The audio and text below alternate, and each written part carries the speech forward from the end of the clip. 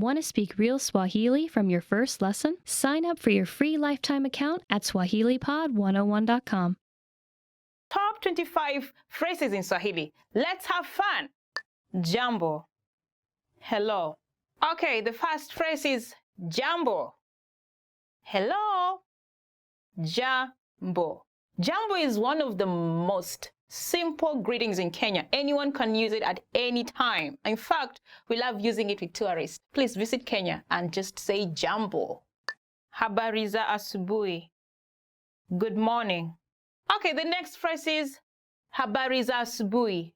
Good morning. Habari za asubuhi. We often wake up tired sometimes in the morning, but it doesn't cost to say Habari za asubuhi. Good morning. Habari za mchana. Good afternoon.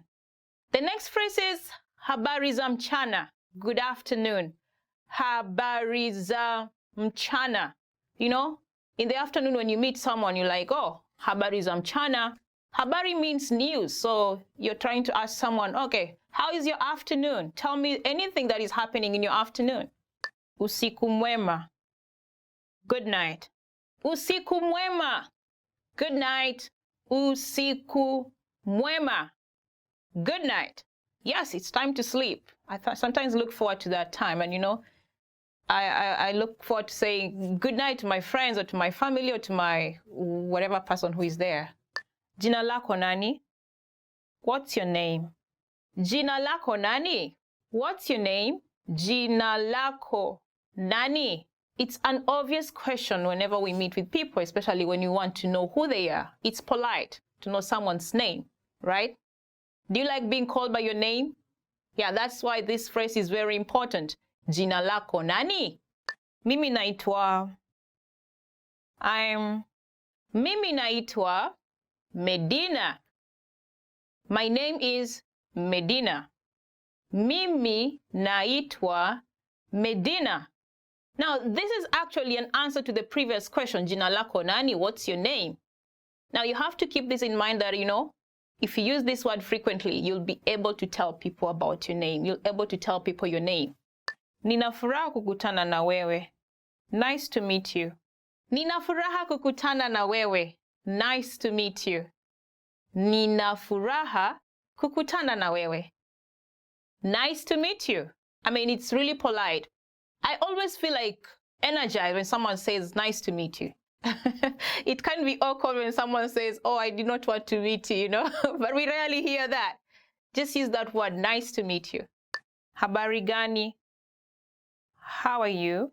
Habari gani? How are you? Habari in Swahili means news. And gani means what? So what news? Actually, what you're trying to ask here is like, what do you have? I mean, what is all about your life right now in a polite way, you know? Then someone will say, mzuri, or it's okay. They will not go on telling you whatever is happening all around, but, you know, they'll just say it's fine or not good, you know? So it's an important phrase. Niko salama, asante, na wewe? I am fine, thanks. And you? Niko salama, asante. Fine, thanks. And you? Niko salama, asante means, oh, I'm fine. Literally, that is what it means. I'm fine, thank you. Then you take it back. What about you? You are concerned about the person who is asking you, you know? If you just say, oh, I'm fine, thanks, then you keep quiet, you know? I mean, we do that sometimes, but, you know, sometimes you want to show concern, so you ask, na wewe, and you? Tafadali, please. Tafadali, please. It's a magic word all around the world. So tafadali is one of those words that you want to embrace when you visit Kenya. Tafadali, whenever you're asking a favor, just say tafadali. Excuse me, tafadali, tafadali. That's one great word you need to remember. Asante, thank you. Asante, thank you. It's also one of the magic words that relates to tafadali, please. You know, asante is like you're appreciating whatever favor you received from someone who did you a favor. So it's also one of those words you like to embrace whenever and wherever. Caribou, you're welcome. Caribou, you're welcome. Caribou. Caribou is one of the most common words used in Kenya. For example, when someone knocks your door, you'll say, oh, Caribou. That means come in, or welcome, actually. Then, in some circumstance when someone gives you something, you'll say thank you, right? Now, the person who is giving, you will say Caribou. Caribou means welcome. So it can be a joke, but you know what? You can go and ask them, or you can go and ask as many favors as you can, because they said Caribou. I mean, that's a joke. You don't have to take it seriously, though. Dio. Yes. Dio. Yes. Dio. Dio is a response. Whenever someone asks a question, you can say Dio if it's a positive answer, to the question. It depends. You know, there are the yes, no questions. Yeah, that is where it lies. Dio. Umefika Kenya? Dio. Umekula chakula? Dio. Umefika Kenya means, have you arrived in Kenya? You'll say yes, which is Dio. Have you eaten food? Umekula chakula? You'll say Dio, yes. Hapana, no. Hapana, no. Hapana. Hapana is an answer to the yes-no question, just like Dio. Dio means yes, as we looked at it previously. Now here it's no. Umefika Kenya? Hapana. Have you arrived in Kenya? No. Umekula chakula? Have you eaten food? No. Hapana. Sawa. Okay. Sawa. Okay. Sawa. Okay. Sawa. Sawa is used to acknowledge that you agree to whatever has been said. For example, you can say, Sawa, nimeelewa maelezo yako. Okay, I've understood the explanation. Niwie radhi. Excuse me. Niwie radhi. Excuse me. Niwie radhi. This is a very handy word, especially when you want someone to excuse you for something. Niwie radhi. Naweza angalia mzigo wako? Excuse me, can I check your bag? Samahani. I'm sorry. Samahani. I am sorry. Samahani. Samahani is also one of those polite words that you really need to remember. It comes handy when you make a mistake. Samahani, nimechelewa. I'm very sorry that I'm late. Nisangapi. What time is it? Nisangapi. What time is it? Nisangapi. Of course, you'll want to know time. If you cannot see the time, probably there's no wall clock around, or perhaps your phone is off to check, or perhaps you forgot your wristwatch. You'll ask your friend, Nisangapi? Msalani ni wapi? Where is the restroom? Msalani ni wapi? Where is the restroom? Msalani ni wapi? Now, for real, you may need this word really, especially if nature keeps calling on you. You know, you may want to ask, hey, Tafadali, Msalani ni wapi? Excuse me, where is the restroom? Subiri kidogo. Wait a moment. Subiri kidogo. Wait a moment. Subiri kidogo. When you're caught up doing something and someone asks for a favor, you may use this word. Just a moment. Subiri kidogo. Bei ya hii ni nini? How much is this? Bei ya hii ni nini? How much is this? Bei ya hii ni nini? How much is this? Bei ya hii ni nini? Now, he there stands for the thing that you want to buy. For example, you can say, Bei ya hii nguo ni nini? How much is this dress? Saidia. Help. Saidia. Help. Saidia. Saidia! Imagine you're drowning. What will you do?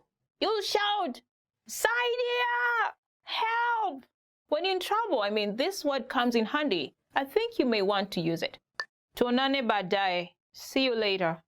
Tuonane baadaye. See you later. Tuonane baadaye. After you meet with your friend, you have a chat with her or him, you'll definitely say, bye, see you later, when you're parting.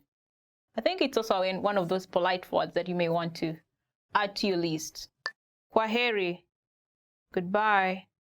Kwaheri, goodbye. Kwaheri, goodbye. Kwaheri. kwaheri.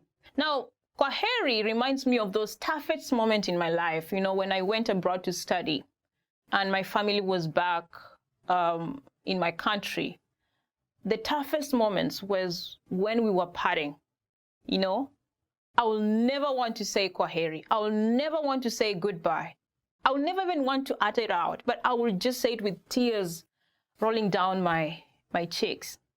Yeah, kwaheri. It's a good word to use whenever you're parting. Sijui, I don't know. Sijui, I don't know. Sijui. This is a word that you'll use when you acknowledge that for sure you're not sure about the answer to the question or to the situation that is happening at the moment. Some people think it's impolite to say sijui, especially when you're asking for directions. They'll try to give you information which might be wrong to show that they are polite. So you got to be careful. 10 questions you should know. Welcome and have fun. Jina lako ni nani? Jina lako ni nani? What's your name? To answer that, you'll say, Jina langu ni Medina. If you're Juma, you'll say, Jina langu ni Juma. My name is Juma. Uhali gani? Uhali gani? How are you? To answer that, you'll say, Njema. I'm fine. Or fine. Uhali gani? Fine. I'm fine. Ulizaliwa wapi? Ulizaliwa wapi? Where are you from? To answer that, I'll give the name of my country. Kenya. Ulizaliwa wapi? Kenya. If you're born in the United States, you'll say, America. Ulizaliwa wapi? America. Siku yako ya kuzaliwa ni lini? Siku yako ya kuzaliwa ni lini? When is your birthday? To answer that, you'll say, siku yangu ya kuzaliwa ni Aprili tarehe 3. My birthday is April 3rd. Unaishi wapi? Unaishi wapi? Where do you live? Ninaishi Nairobi. I live in Nairobi. Nairobi is quite a big place. Actually, it's a province in itself. So you won't say you're living in the whole Nairobi. We have to be specific. So if you live in Langata, you will say, Ninaishi Langata. That is when we will assume you're in Nairobi and you're talking within people in Nairobi. They'll understand where Langata is. But if you're out of Nairobi, you'll say, Naishi Nairobi Langata, to just be specific. Unafanya kazi wapi? Unafanya kazi wapi? Where do you work? To answer this, you'll say, Jijini Mombasa. Again, Jijini Mombasa. Mombasa is the name of the place. Jijini means town. So if you're working in Kisumu, you'll say, Jijini Kisumu. Just to be specific. I work in Mombasa. I work in Kisumu. Ulijifunza wapi Kiswahili? Ulijifunza wapi Kiswahili? Where did you learn Swahili? For that, you can answer by saying, katika swahilipod101.com. From swahilipod101.com. Je, unapenda chakula cha Kenya? Je, unapenda chakula cha Kenya? Do you like Kenyan food? To answer that, you will say, Ndio, napenda. Yes, I love it. Yes, I like Kenyan food. In Kenya, we have varieties of food, and I'm sure you like it. The most staple food in Kenya is ugali. Ugali is like cornbread. It's made from white flour, white corn flour. It's not very hard. Something like rice, but in the flour form, but cooked. You don't eat the flour, it's cooked. So it's cornbread. Now you eat cornbread with different kinds of stews. You can eat it with bean stew, beef stew, name any kind of stew. And then we also have vegetables. I'm sure you'll like it. Try it out. Umeshawahi kuwa Kenya? Umeshawahi kuwa Kenya? Have you been to Kenya? You can answer this by saying, Hapana, ni mara yangu ya kwanza. No, it's my first time. This is a very common question to tourists who visit Kenya. So be prepared, and it will really sound cool if you can answer in Swahili. Hapana ni mara yangu ya kwanza. Hii unauza pesa ngapi? Hii unauza pesa ngapi? How much is this? To answer that, you can say shilingi kumi za Kenya. Kumi is the price. So you can keep changing that and say shilingi hamsini za Kenya. 50 shillings, Kenya shillings. This will be a very useful phrase to use when you're going shopping. Of course, I'm sure you're going to buy souvenirs for your family members back in your country. So having this word on your fingertips will be very useful. 20 words you will need for the beach. Everyone who comes to Kenya tries to come to the beach, I promise you, and you'll need this for the beach. Okay, let's get going. Miwani ya jua, sunglasses. This really doesn't look like miwani, but it's just an illustration. Miwani ya jua. Hii miwani ya jua ni pesa ngapi? How much are these sunglasses? Ufuo wa bahari, beach. Kuja tutembee kwenye ufuo wa bahari. Come, let us walk on the beach. Kuogelea, swimming. Easy. I don't know how to do it, but you know how to do it. Kuogelea ni mojawapo ya hobi zangu. Swimming is one of my hobbies. Jua, the sun. Leo, jua hii ni kali sana. Jua hii ni kali sana. Today, the sun is too hot. Ooh. Where do I go? Okay, the weather in Kenya and the seasons vary a lot with temperatures ranging from around, it can go from 15 to 30 degrees. 30 degrees is way, way hot, so you may need to get something to protect yourself. Mti wa mtende, palm tree. Huu mti wa mtende una kivuli mzuri sana. This palm tree has very good shade. You can enjoy it. Okay, actually in Kenya it's not that. In the coastal areas it's humid, but in some other places the shade under a tree when it's hot is the most amazing thing, very relaxing thing to do. I know you can enjoy that. Get some of those trees around and just relax under them when the sun is shining hot. Koa la bahari, seashell. Napenda kuokota koa za bahari. I like collecting seashells. It can be a hobby. Try it out when you're at the coast of Kenya. Vazi la kuoga, swimsuit. Usisahau vazi la kuoga. Don't forget your swimsuit, please. To have fun, make sure you carry it with you. Bahari, ocean. Hii bahari ni maridadi sana leo. This ocean is very beautiful today. You like the view of the ocean in Mombasa when the sun is shining hot. It's so beautiful. You want to stay there forever. The scenery is breathtaking and I bet you like it. Pikipiki la majini, Jetski. Naogopa kuendesha pikipiki la majini. I fear riding on a jet ski. Literally, I do fear. Even if we go a number of people in the sea, I just don't want to try it out.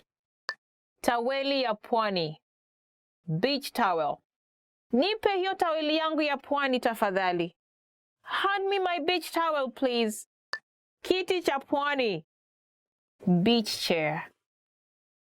Ameenda kupumzika katika kiti cha pwani. He has gone to rest on the beach chair.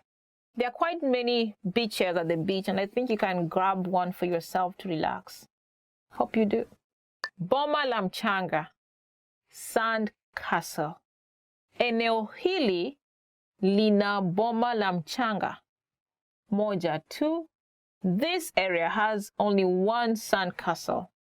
I remember in my childhood, one thing that took us, besides swimming or having fun at the sea, one other thing that took us to the sea was making sandcastles. It was lots of fun. Kirimba, kula. Ni duka gani liko na kirimba hapa? Which shop has a cooler around here?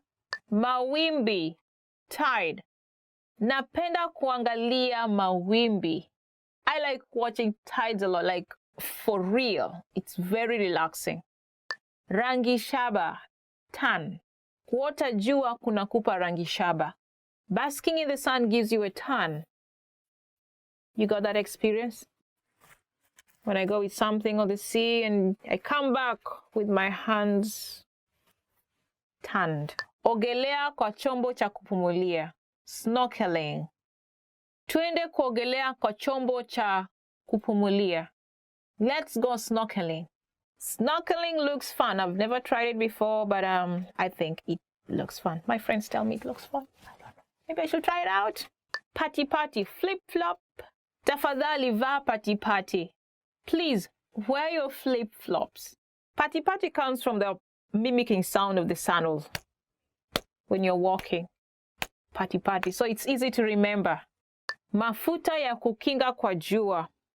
Sunscreen. Nisaidie na mafuta ya kukinga kwa jua. Yangu yameisha. Help me with your sunscreen. Mine is finished. Suti la kuogelea la bikini. Bikini. Suti la kuogelea la bikini langu limeraruka. My bikini is torn. Oh, I'm worried. I need to get another one. Kifaa cha kuelea. Flora. Nunulia mtoto kifaa cha kuelea. Buy a flora for the baby. Want to speak real Swahili from your first lesson? Sign up for your free lifetime account at SwahiliPod101.com. Want to finally start speaking in your target language? In this guide, you'll discover the top 7 ways to practice speaking on your own with our lessons. Let's begin.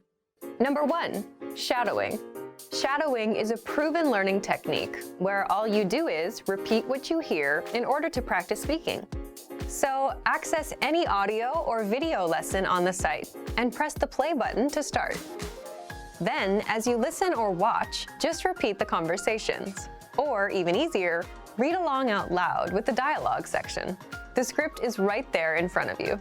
With our lessons, you can master entire conversations, just like that. Number 2, read out loud. I just mentioned it, but reading out loud is another powerful tactic and deserves its own mention. With every lesson, you get written transcripts and translations. So, as you play the lesson, read the dialogue out loud as you hear it. Why? By reading out loud, you're also practicing your speaking skills. You can do this with the lesson notes, the lesson transcript, or the dialogue tool. With the dialogue tool, you can listen to each line again and again, and repeat out loud until you master them all. Number 3, speed up your reading to speed up your speaking. Being able to speak without thinking is a sign of language mastery. If you're talking to a native and can respond quickly, they'll assume that you're fairly fluent. How can you do this? When you read out loud, try increasing your speed a little bit every time. So, start by reading with the dialogue tool. If you're like most learners, you'll read the first line slowly. That's because you're still getting used to the words, which is okay. Reread it. On your second try, you know most of the words, and you'll read a little faster. Reread it again. On your third try, you'll be even faster, at a native speaker's speed. And being able to read these phrases out loud and fast will help you speak fast. Number 4, record and compare yourself with native speakers. In order to sound like a native speaker, you must imitate native speakers. So here's how. Access the voice recorder, which is in the dialogue study tool in every lesson. Click on the microphone icon. Listen to the native speaker's audio, and then record yourself. You can then compare the 2 recordings side by side, and practice and try again and again until you perfect your pronunciation. Number 5, get feedback from our Premium Plus teacher. If you're learning by yourself and don't have access to real teachers, then you can always get feedback from our Premium Plus teachers. With the My Teacher tool, you can record yourself speaking and send the audio file to the teacher. They'll review it and tell you what to improve and how. That's it. Number 6, Level up your speaking with Premium Plus assignments. With Premium Plus, you can also get assignments that cover reading, writing, listening, and even speaking from your teacher. These assignments can be tailored to your goals and needs. You get a new one every week, or anytime you're ready for a new one. Number 7, get even more lessons in the lesson library. If you want even more lessons on speaking and conversations, visit our lesson library and under Category, choose Conversation. You'll get all of the pathways and lessons that are focused on speaking. In this video, you'll have a chance to test them out with a quiz. First, you'll see an image and hear a question. Next comes a short dialogue. Listen carefully and see if you can answer correctly. We'll show you the answer at the end. Are you ready? Mwanamke anamuuliza muuzaji jambo katika duka la vitabu. Mwanamke huyu anataka kukitazama kitabu gani? Samahani, ningelipenda kutazama kitabu katika rafu ile ya vitabu. Ni kitabu kipi unachokitaka? Kile cha magari. Ngoja kidogo tafadhali. Hiki? Ndiyo. Hiki hapa. Mwanamke huyu anataka kukitazama kitabu gani?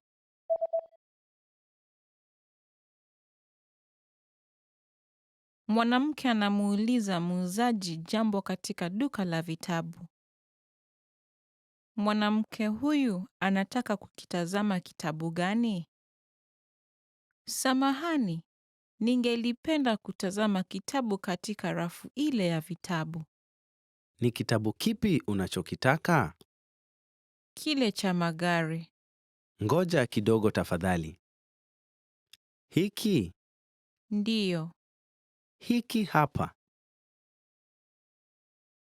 Mwanamume na mwanamke wanatazama orodha ya chakula hotelini. Mwanamume ataagiza nini? Utaagiza nini? Pizza linaonekana tamu, nadhani nitaliagiza. Nilikula pizza jana kwa hivyo. Sawa. Hamburger je?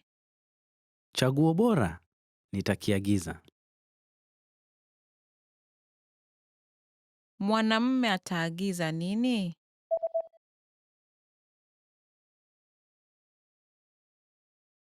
Mwanamume na mwanamke wanatazama orodha ya chakula hotelini. Mwanamume ataagiza nini? Utaagiza nini? Pizza linaonekana tamu, nadhani nitaliagiza. Nilikula pizza jana kwa hivyo. Sawa. Hamburger je? Chaguo bora. Nitakiagiza. Mwanamume anapiga simu kwa afisi ya daktari. Anapaswa awe kwa afisi ya daktari saa ngapi?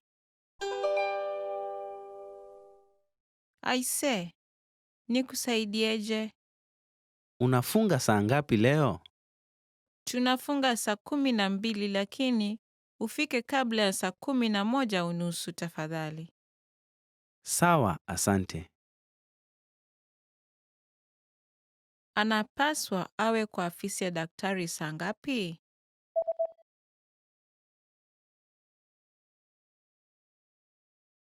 Mwanamume anapiga simu kwa afisi ya daktari. Anapaswa awe kwa afisi ya daktari saa ngapi? Aise, nikusaidieje? Unafunga saa ngapi leo? Tunafunga saa 12 lakini ufike kabla ya saa 11:30 tafadhali. Sawa, asante. Mvulana anasoma kutoka kwa shajara lake. Nini cha kwanza alichokifanya mvulana huyu leo? Hali ya anga ilikuwa mzuri sana leo. Nilienda kuogelea alasiri hii katika bwawa la kuogelea. Pia nilienda kwenye sinema jioni. Na nilisoma asubuhi mzima. Leo haikuwa siku mbaya. Nini cha kwanza alichokifanya mvulana huyu leo?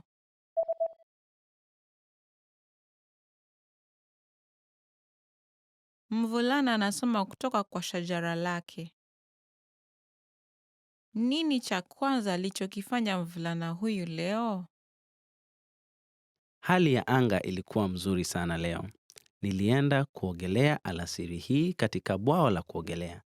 Pia nilienda kwenye sinema jioni. Na nilisoma asubuhi mzima. Leo haikuwa siku mbaya. Mwanamke na mwanamume wanatazama picha. Ni picha gani wanalotazama? Hili ni picha ya timu ya kandanda alimu mwanao, sivyo? Mwanao ni yupi? Huyu Ala, ni huyu mrefu. ndiyo, hata ni mrefu kunishinda. Ni picha gani wanalotazama?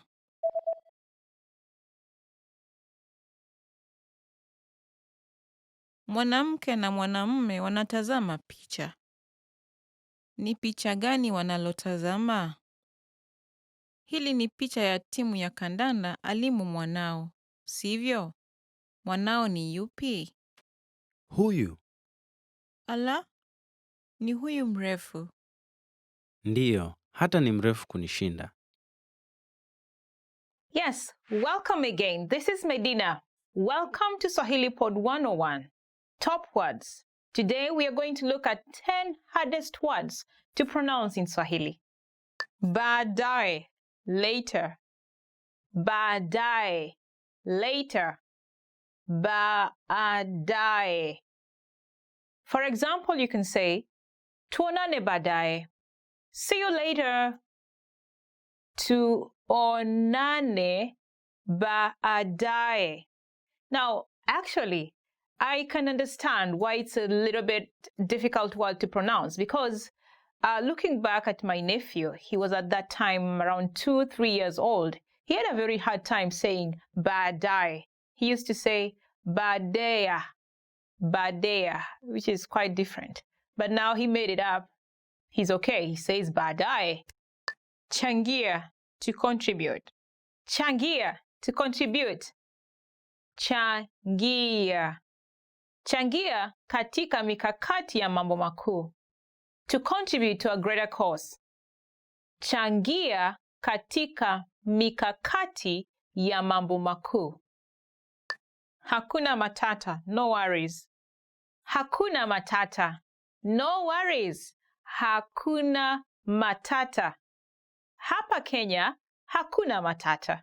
There are no worries here in Kenya. Actually, there's a song that goes, Kenya nchi yetu, hakuna matata.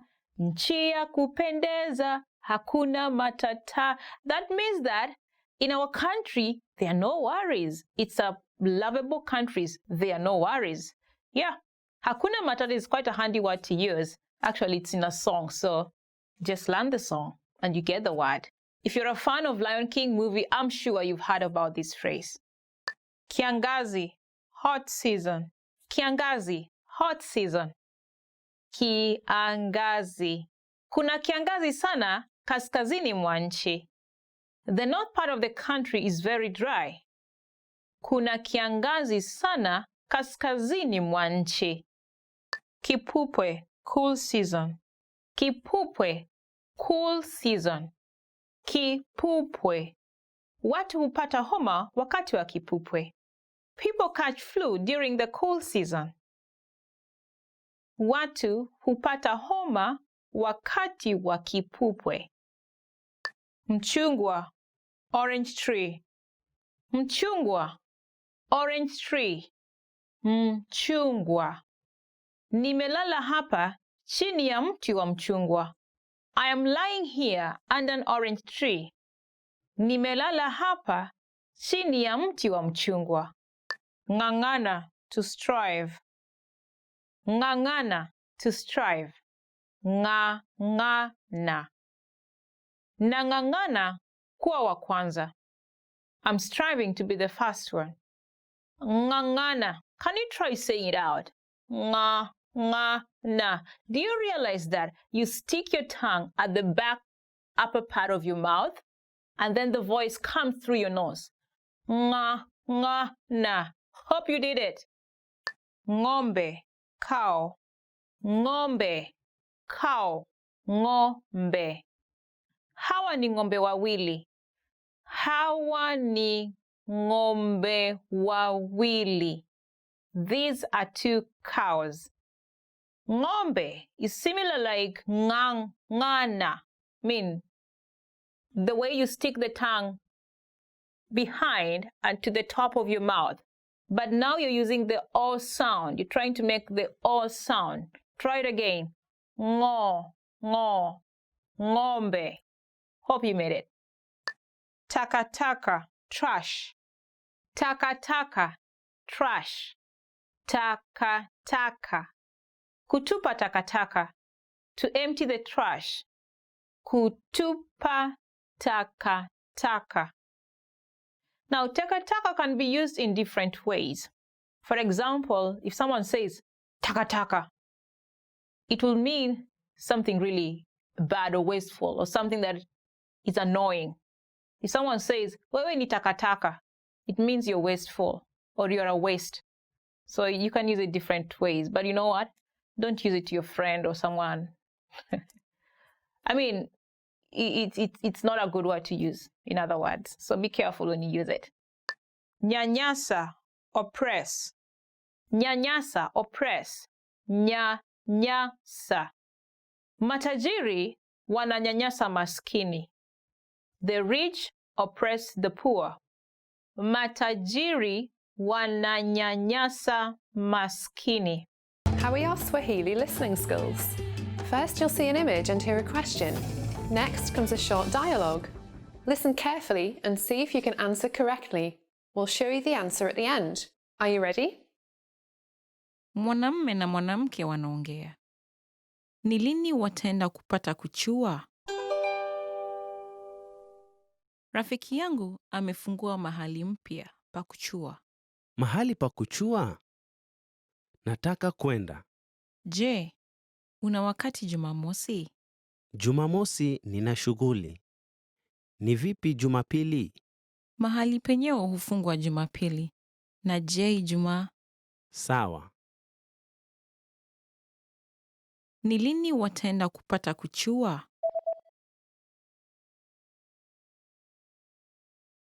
Mwanamume na mwanamke wanaongea.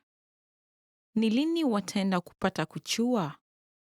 Rafiki yangu amefungua mahali mpya pa kuchua. Mahali pa kuchua? Nataka kwenda. Je, una wakati Jumamosi? Jumamosi nina shughuli. Ni vipi Jumapili? Mahali penyewe hufungwa Jumapili. Na je, Ijumaa? Sawa.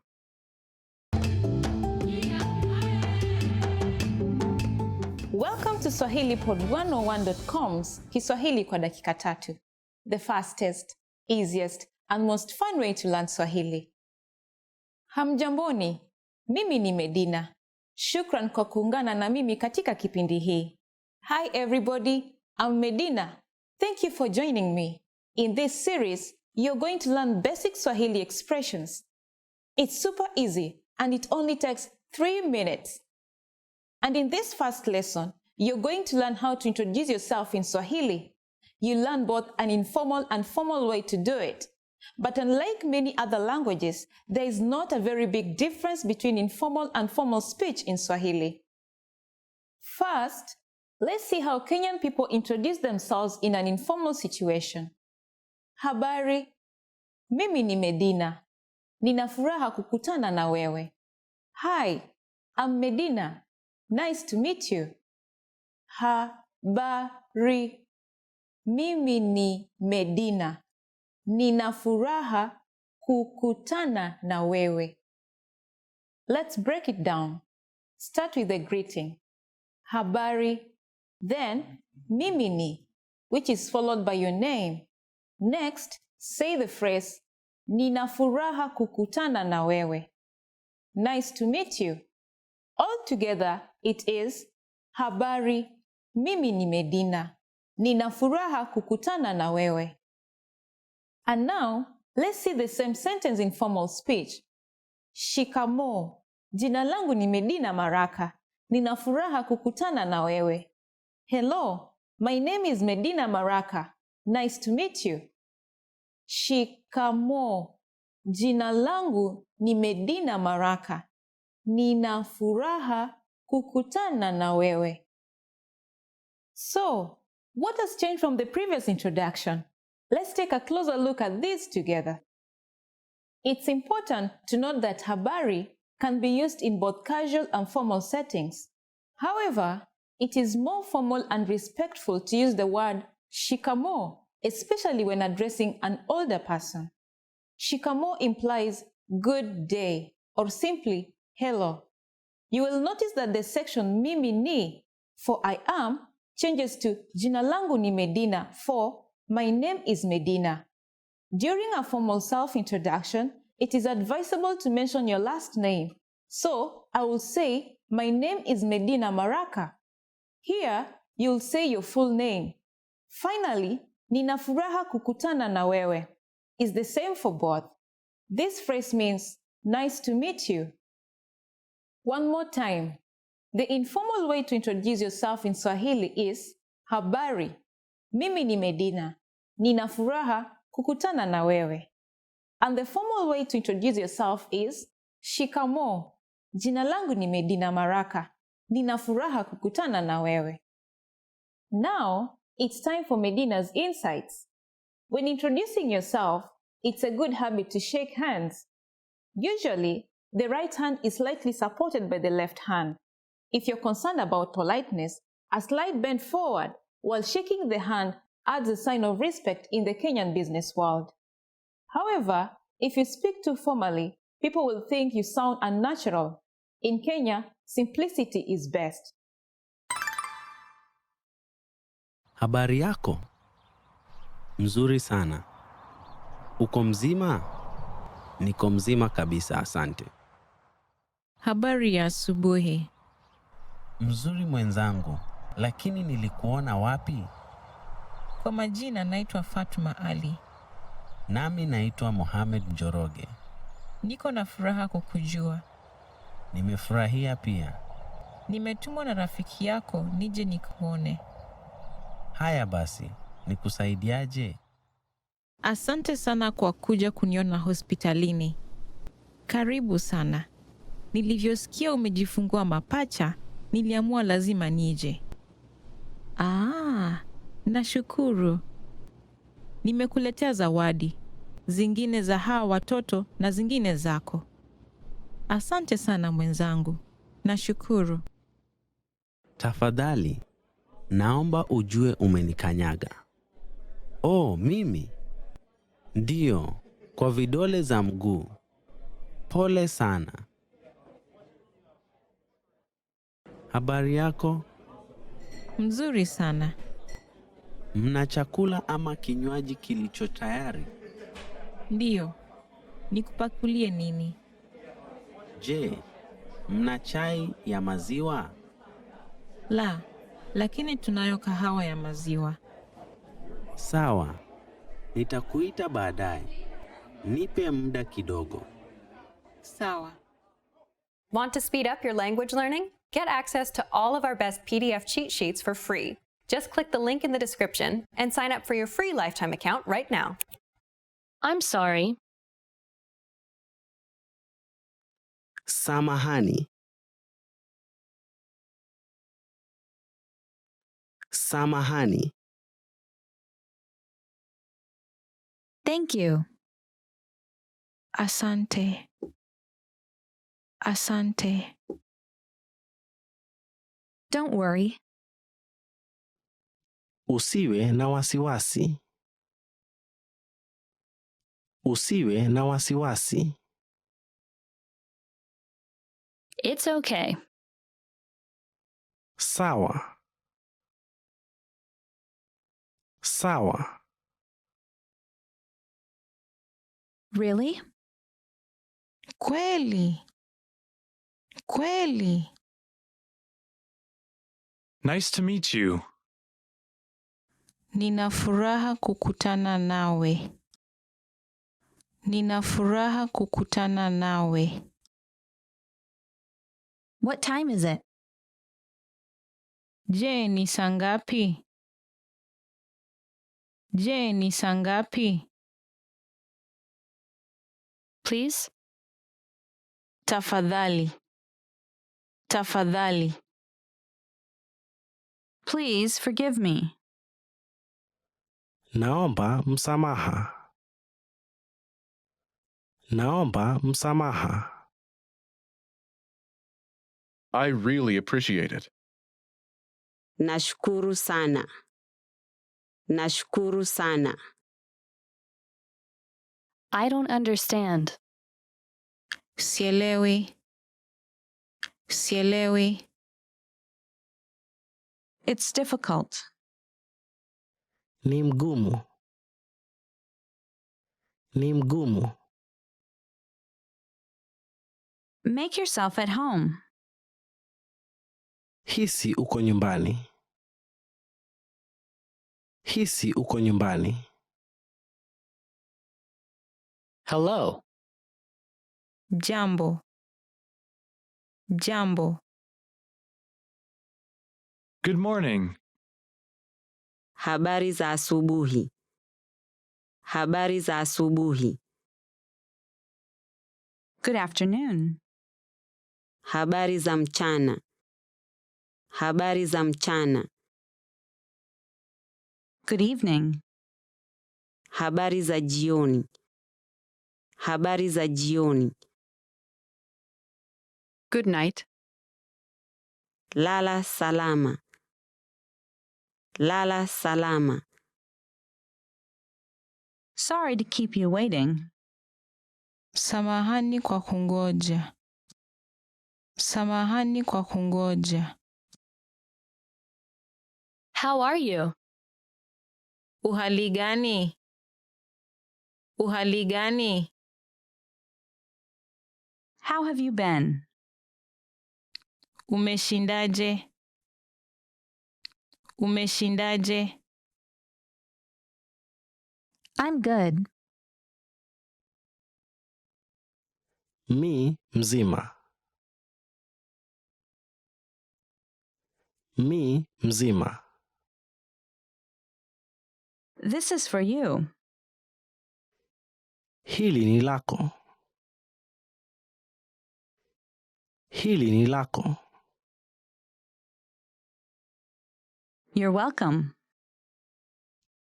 Karibu. Karibu. What's your phone number? Nambari yako ya simu ni? Nambari yako ya simu ni? How old are you?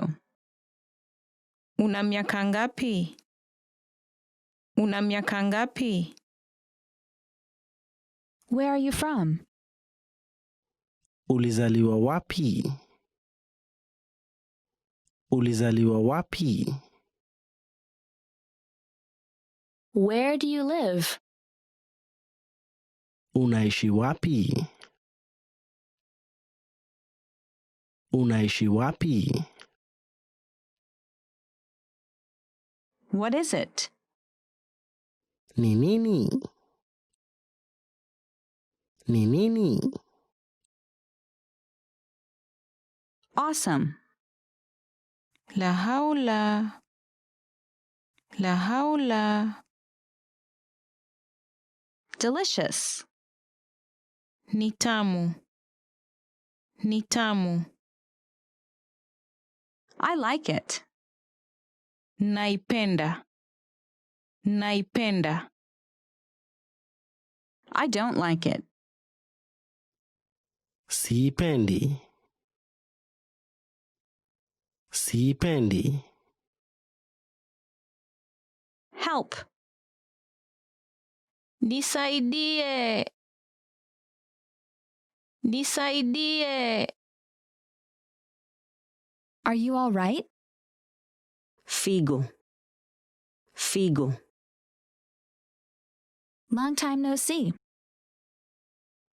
Siku nyingi sijakuona. Siku nyingi sijakuona. Once again, please. Rudia tafadhali. Rudia tafadhali. Slower, please. Pole pole tafadhali. Pole pole tafadhali. Ready to start? Tayari kwanza. Tayari kwanza. Can you come back later? Je, waweza rudi baadaye? Je, waweza rudi baadaye? Sorry, we're completely booked. Samahani, tuna miadi tayari. Samahani, tuna miadi tayari. We'll give you a call. Tutakupigia simu. Tutakupigia simu. I'll leave it up to you. Nitakuachia. Nitakuachia. Is the water too cold? Je, maji ni baridi sana? Je, maji ni baridi sana? Is this your first time with us? Ni wakati wako wa kwanza kuwa na sisi? Ni wakati wako wa kwanza kuwa na sisi? It takes 3 to 5 business days. Inachukua masiku 3 hadi 5 ya biashara. Inachukua masiku 3 hadi 5 ya biashara. Could I have a statement, please? Waweza nipa taarifa tafadhali? Waweza nipa taarifa tafadhali? I'd like to exchange money. Ningelipenda kugeuza pesa. Ningelipenda kugeuza pesa. I'd like to make a withdrawal. Ningelipenda kutoa pesa. Ningelipenda kutoa pesa. I'd like to make a deposit. Ningelipenda kustakabadhi pesa. Ningelipenda kustakabadhi pesa. Sign here, please. Tia sahihi hapa hivi. Tia sahihi hapa hivi. Hey everyone, welcome to the Monthly Review, the monthly show on language learning, where you discover new learning strategies, motivational tips, study tools, and resources. By the way, all the lessons and bonuses you're about to see can be downloaded for free on our website. So click the link in the description right now to sign up for your free lifetime account. Okay, today's topic is how to deal with missed language goals and failure. Have you ever failed to reach a goal? If you're planning on learning a language as your 2021 New Year's resolution, or if you just want to know how to get back up and recover from language learning failure, then you'll like this episode. So keep watching. But first, here are this month's new free lessons and resources. First, the Making Mistakes Conversation Cheat Sheet. Do you know how to respond to mistakes in conversations? This brand new cheat sheet will teach you all the must-know phrases for correcting others and asking for corrections. Download it for free right now. Second, the 400 Everyday Phrases for Beginners ebook. This bonus ebook will teach you over 400 words and phrases related to daily activities like waking up, making breakfast, going to work or school, and much more. Third, the Shops Around the City vocab lesson. Learn how to say mall, supermarket, restaurant, bakery, and much more with this quick vocabulary bonus. Fourth, do you know how to express holiday greetings in your target language? Access this 1-minute lesson to learn phrases like Happy Holidays and Have a Happy New Year. Fifth, must-know winter clothing vocab. Do you know how to say jacket or scarf in your target language? If you don't, then this next 1-minute lesson will give you all the words you need for winter clothing. To get your free resources, click the link in the description below right now. They're yours to keep forever. Okay, let's jump into today's topic. How to deal with missed language goals and failure. If you've ever set a goal, you've probably dealt with failure. A lot of people set goals around January, when they set their New Year's resolutions. If you're planning on setting a resolution to learn a new language in 2021, you'll want to pay attention. Now, in this video, when we say failure, we mean you set a goal, but you don't reach it. For example, if the goal was learning 100 words in a month, either you learned some words, meaning you took some steps, or you did nothing at all, meaning you learned 0 words. Failure usually happens for one of 2 reasons. One, you set an unrealistic goal that's too hard for you or your routine or your lifestyle. For example, learning 1,000 words in a month can be overwhelming. Or 2, it could be for reasons outside of your control. Maybe you got sick, or you're busy at work and have no time, or you're moving. Life can get in the way. So, how do you deal with failure? Do you feel disappointed? Do you quit? Do you keep trying? Leave us a comment and let us know. But if you want to succeed with your future language goals, you'll need to change your outlook on failure and learn how to recover. So, here are 5 ways to deal with missed goals. 1. Ask yourself, is this outside of my control or inside of my control? For example, you could be moving, you might have overtime at work, you may get sick, and life might just get in the way. These situations are outside of your control, so there's no need to blame yourself. If they were inside your control, it's likely you set a goal that was too hard or simply unrealistic for your current lifestyle. Why ask this? If the situation is outside of your control, you should keep on going. If the situation is within your control, you can work on fixing it, and we'll tell you how in just a bit. Second, if you feel disappointed about a missed goal, which is normal, use that feeling as motivation. Don't stop your language learning journey just because you're feeling disappointed. Third, understand that this isn't the last time you're going to fail. There'll be goals that you'll hit, and there'll be goals that you miss. That's just a fact of life. And in a way, that's good news because you'll get used to failing. You'll learn not to feel too bad about it, and you'll learn how to keep on going. Fourth, understand that as long as you spend time on the language, that's good enough. Goals are also meant to get you moving in a certain direction. So as long as you made some strides in the right direction, that's better than nothing. So if your goal was to learn 100 words, but you learned only 20, 20 is better than 0. You still started moving in the right direction. And if you didn't reach 100 this time, you can hit 100 in the future. It's just a matter of time. Fifth, recover from failure by setting smaller goals. Why set smaller goals? If you failed to learn 100 words, wouldn't it make sense to try that goal again? Or double up, punish yourself, and learn 200 to make up for lost time? In schools, when we miss homework, we have to make it up and stay on track with new homework. This doesn't make sense with goals. The reason is, if you fail again, it's because that goal is too far out of your reach. Either you yourself can't handle it, or your current situation, like being busy at work or having a private matter, doesn't give you much time. By aiming lower, you can at least get back on track to succeeding at reaching a goal. You're getting something done, and you're getting your confidence back up. Because if you couldn't reach 100 words last time, chances are you won't reach it this time. So try 50 words, 30 words. Give yourself a chance to succeed on your own terms. And that's it.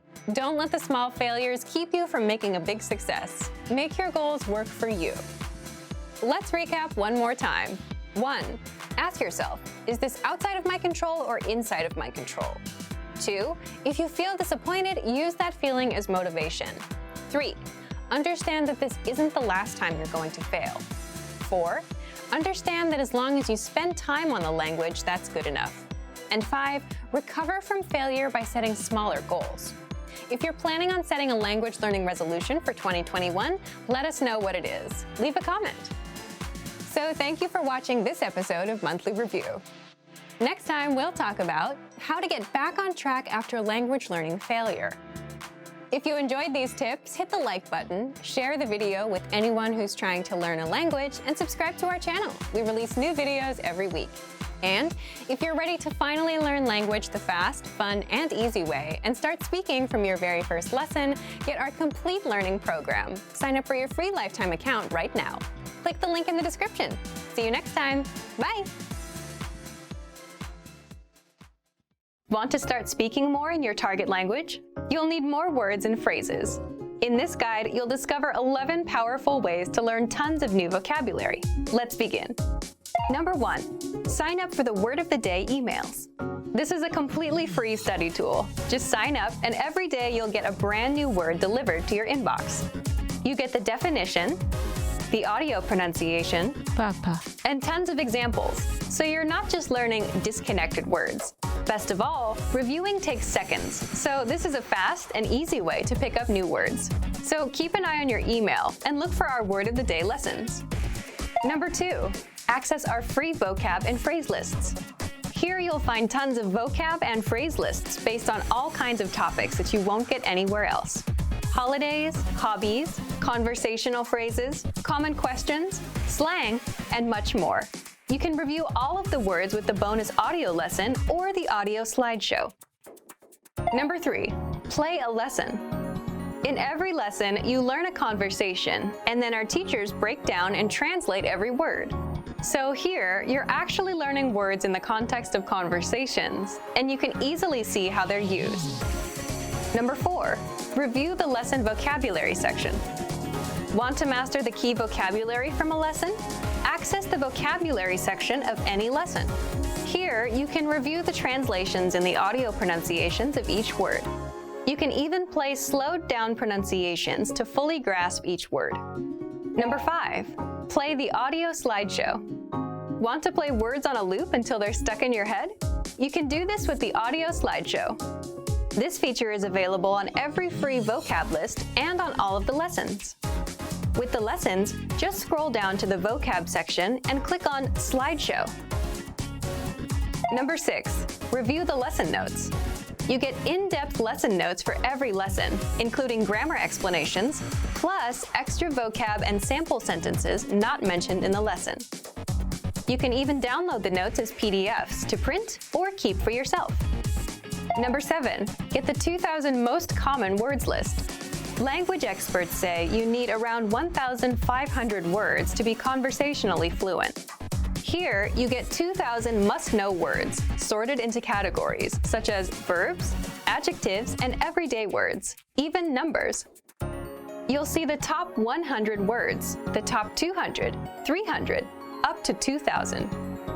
You can study these words with the slideshow, or send them to the word bank or flashcards. Number 8, word bank. The word bank is your personal database of words and phrases. If you come across a word you like and want to review later, save it to your word bank. You can save words and phrases from lessons, free vocab lists, and the core 2,000 word list. With the word bank, you can even create and print out word lists to use as physical study material. Number 9, remember words forever with spaced repetition flashcards.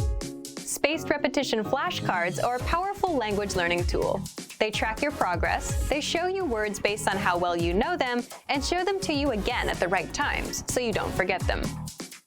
So if you get a word right, you'll see it again in 7 days, then in 14, then every once in a while, just to refresh your memory. If you get it wrong, you'll see it again and again until you get it right.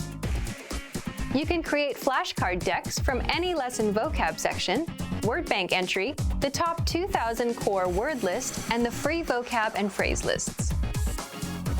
Number 10, use the audio dictionary. If you want to look up a word, you can easily use our free dictionary. And you can save these words into your word bank as well. Number 11, get even more lessons in the lesson library. If you want even more vocab lessons, then visit our lesson library, and under Category, choose Vocabulary. You'll get all of the lessons dedicated to helping you master must-know vocabulary. So if you're ready to finally learn language the fast, fun, and easy way, and if you want to start speaking from your very first lesson, get our complete learning program. Sign up for your free lifetime account right now. Click the link in the description. And if you enjoyed these tips, hit the like button, share it with anyone who's trying to learn a language, and subscribe to our channel. We release new videos every week. I'll see you next time. Bye!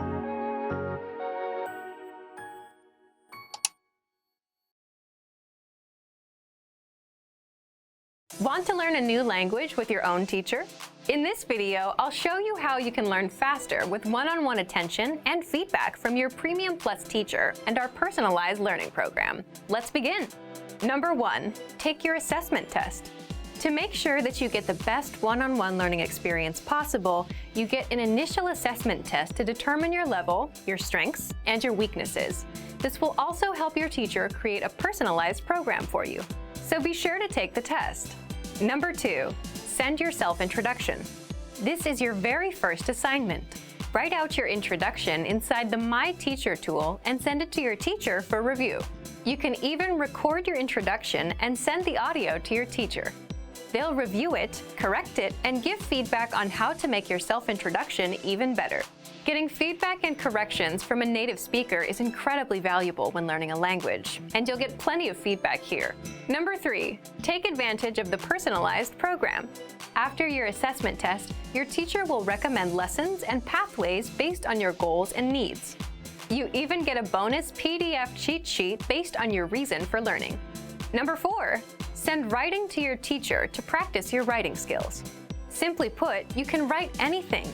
Sentences made using a newly learned word or grammar rule, or even a paragraph of what you did this week. It's up to you. Then send it off to your teacher for review. Number 5, want another way to practice writing? You can also send pictures of your handwriting and send the image to your teacher for corrections. Number 6, send audio recordings to practice your speaking skills. This is a great way to start speaking. You can also take what you wrote, read it out loud, and record it. Your teacher will review your audio, send you their own, and help you perfect your speaking and pronunciation. Number 7, you can also send video recordings of yourself speaking the language. Number 8, request audio from your teacher to practice your listening skills. Take advantage of all your opportunities to learn directly from a native speaker. You can ask your teacher to record audio so you can listen to how they speak. Number 9, shadowing. Shadowing is simply mimicking a native speaker for practice. So listen to your teacher's audio and repeat out loud. Number 10, take the weekly assignments to boost your skills. Your teacher can send you assignments at your request to help you stay on track and improve. Assignments cover listening, writing, reading, and even speaking. Find My Teacher inside the My Teacher Messenger tool. If assignments are too easy, you can request some that better fit your needs. Number 11, ask questions and practice. If you have a question about the learning program, lessons, learning strategies, or you just want to start a conversation for some practice, simply send your teacher a message. Learning with a teacher is that simple. So if you're ready to finally learn a new language the fast, fun, and easy way, sign up for your free lifetime account by clicking on the link in the description. Signing up takes less than 30 seconds, and you'll start speaking from your very first lesson. If you enjoyed these tips, hit the like button, share the video with anyone who's trying to learn a new language, and subscribe to our channel. We release new videos every week. I'll see you next time. Bye! Want to speed up your language learning? Get access to all of our best PDF cheat sheets for free. Just click the link in the description and sign up for your free lifetime account right now. Go back. Rudi. Rudi. Are there any annual charges with this account? Kunayo gharama yoyote ya mwaka kwa hii akaunti? Kunayo gharama yoyote ya mwaka kwa hii akaunti? I'd like to open an account. Ningelipenda kufungua akaunti. Ningelipenda kufungua akaunti. Can I have a receipt, please? Waweza kunipa risiti tafadhali? Waweza kunipa risiti tafadhali? Can I have a bag, please? Waweza kunipa mfuko tafadhali? Waweza kunipa mfuko tafadhali? I'll take one of this. Nitachukua moja ya hizi. Nitachukua moja ya hizi. What's this? Hili ni nini? Hili ni nini? Do you have any identification? Una kitambulisho yoyote? Una kitambulisho yoyote? This weekend I'm going to the movies. Wikendi hii ninaenda kwa sinema. Wikendi hii ninaenda kwa sinema. What are you doing this weekend? Unafanya nini wikendi hii? Unafanya nini wikendi hii? I'll have time next week. Nina wakati wiki kesho. Nina wakati wiki kesho. I'm busy this week. Nina shughuli wiki hii. Nina shughuli wiki hii. It's only Tuesday. Ni Jumanne tu. Ni Jumanne tu. Today is Wednesday. Leo ni Jumatano. Leo ni Jumatano. Monday is the worst day of the week. Jumatatu ndilo siku mbaya zaidi wikini. Jumatatu ndilo siku mbaya zaidi wikini. It's already Sunday. Ni Jumapili tayari. Ni Jumapili tayari. The day after tomorrow is Friday. Siku baada ya kesho ni Ijumaa. Siku baada ya kesho ni Ijumaa. What day is it today? Leo ni siku gani? Leo ni siku gani?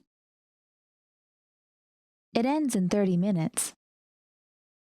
Humalizika kwa dakika 30. Humalizika kwa dakika 30. She'll be here by 7 p.m. Atakuwa hapa saa 1 jioni. Atakuwa hapa saa 1 jioni. The flight will arrive at 8:45 p.m. Ndege litawasili saa 5 kasorobo jioni. Ndege litawasili saa 5 kasorobo jioni. It looks like it will take about 30 more minutes to get there. Inaonekana itachukua dakika 30 kufika huko. Inaonekana itachukua dakika 30 kufika huko. We'll arrive 30 minutes early. Tutawasili dakika 30 kusalia. Tutawasili dakika 30 kusalia. He's leaving now. Anatoka sasa. Anatoka sasa. Let's leave in 20 minutes.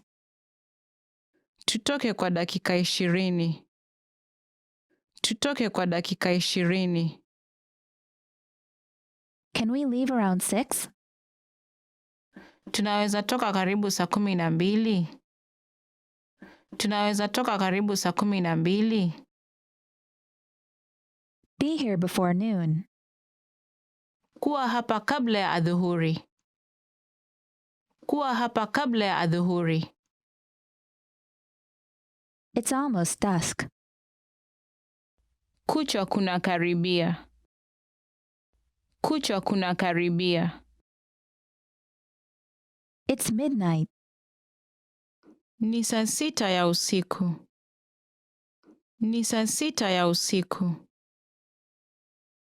It's noon. Ni saa 6. Ni saa 6. It's 3 o'clock. Ni saa 3. Ni saa 3. What is a good time for you? Ni wakati upi mwema kwako? Ni wakati upi mwema kwako? I have no money. Sina pesa. Sina pesa. Leave me alone. Niwache peke yangu. Niwache peke yangu.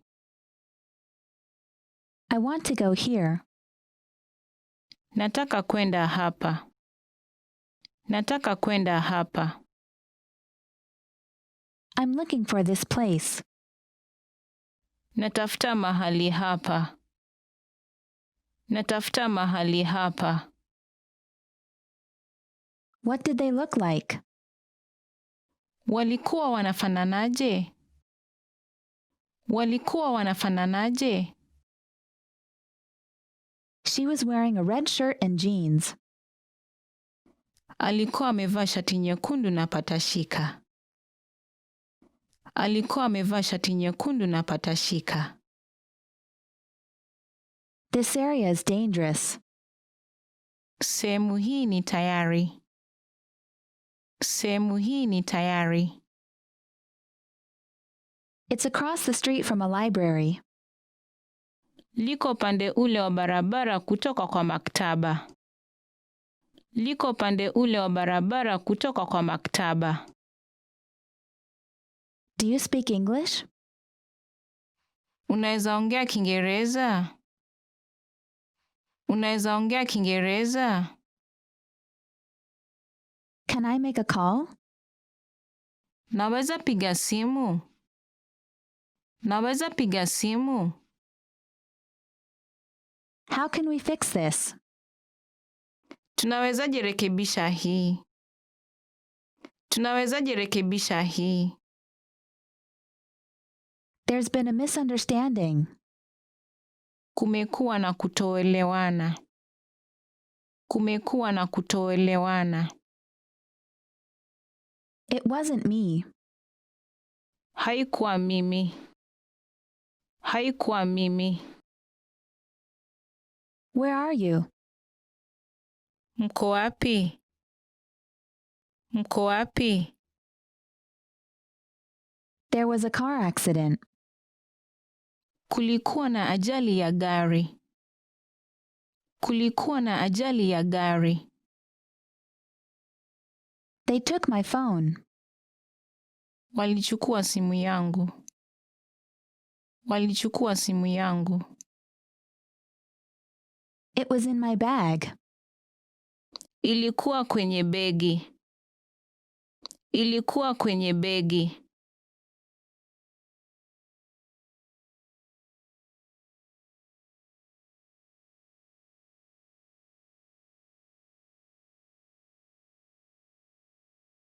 Want to speak real Swahili from your first lesson? Sign up for your free lifetime account at SwahiliPod101.com. I'm sorry. Samahani. Samahani. Thank you. Asante. Asante. Don't worry. Usiwe na wasiwasi. Usiwe na wasiwasi. It's okay. Sawa. Sawa. Really? Kweli. Kweli. Nice to meet you. Nina furaha kukutana nawe. Nina furaha kukutana nawe. What time is it? Je, ni sangapi? Je, ni sangapi? Please? Tafadhali. Tafadhali. Please forgive me. Naomba msamaha. Naomba msamaha. I really appreciate it. Nashukuru sana. Nashukuru sana. I don't understand. Sielewi. Sielewi. It's difficult. Ni mgumu. Ni mgumu. Make yourself at home. Hisi uko nyumbani. Hisi uko nyumbani. Hello. Jambo. Jambo. Good morning. Habari za asubuhi. Habari za asubuhi. Good afternoon. Habari za mchana. Habari za mchana. Good evening. Habari za jioni. Habari za jioni. Good night. Lala salama. Lala salama. Sorry to keep you waiting. Samahani kwa kungoja. Samahani kwa kungoja. How are you? Uhali gani? Uhali gani? How have you been? Umeshindaje?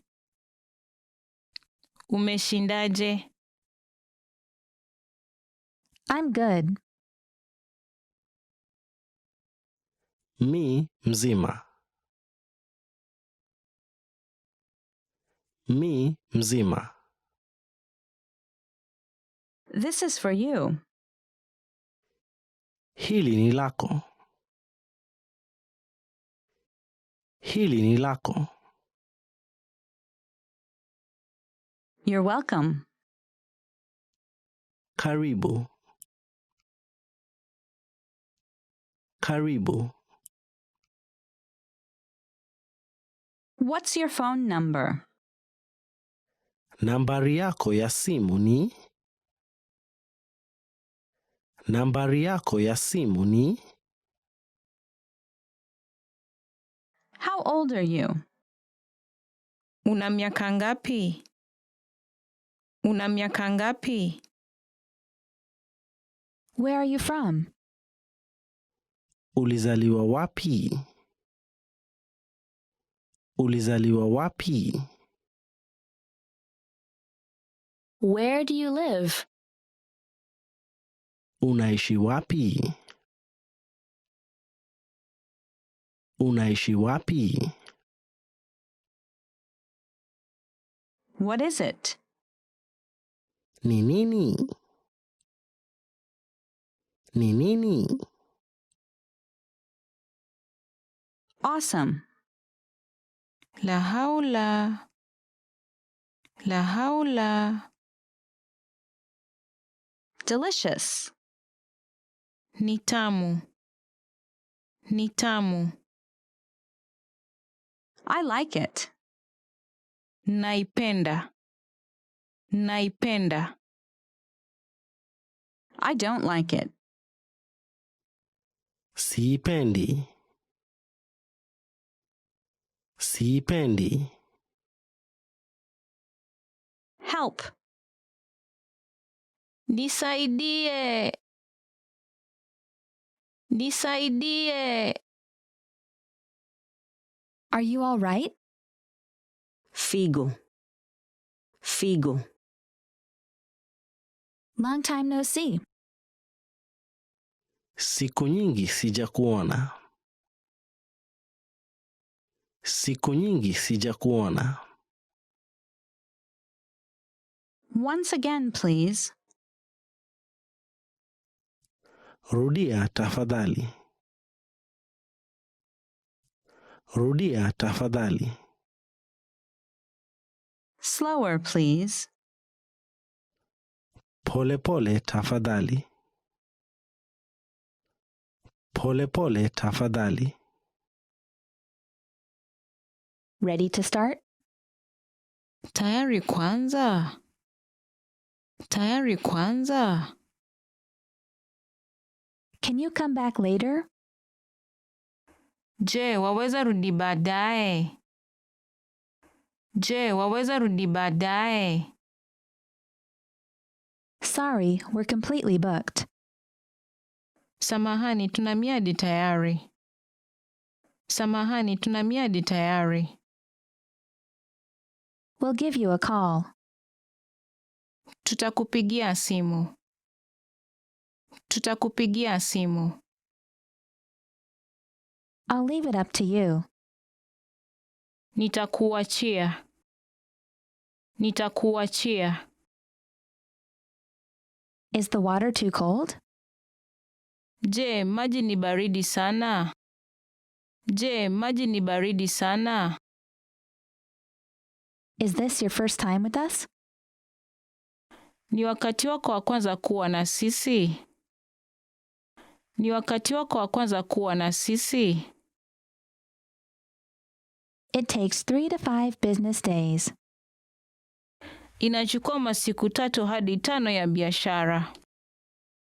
Inachukua masiku 3 hadi 5 ya biashara. Could I have a statement, please? Waweza nipa taarifa tafadhali? Waweza nipa taarifa tafadhali? I'd like to exchange money. Ningelipenda kugeuza pesa. Ningelipenda kugeuza pesa. I'd like to make a withdrawal. Ningelipenda kutoa pesa. Ningelipenda kutoa pesa. I'd like to make a deposit. Ningelipenda kustakabadhi pesa. Ningelipenda kustakabadhi pesa. Sign here, please. Tia sahihi hapa hivi. Tia sahihi hapa hivi. Great work! Here's a reward. Speed up your language learning with our PDF lessons. Get all of our best PDF cheat sheets and ebooks for free. Just click the link in the description.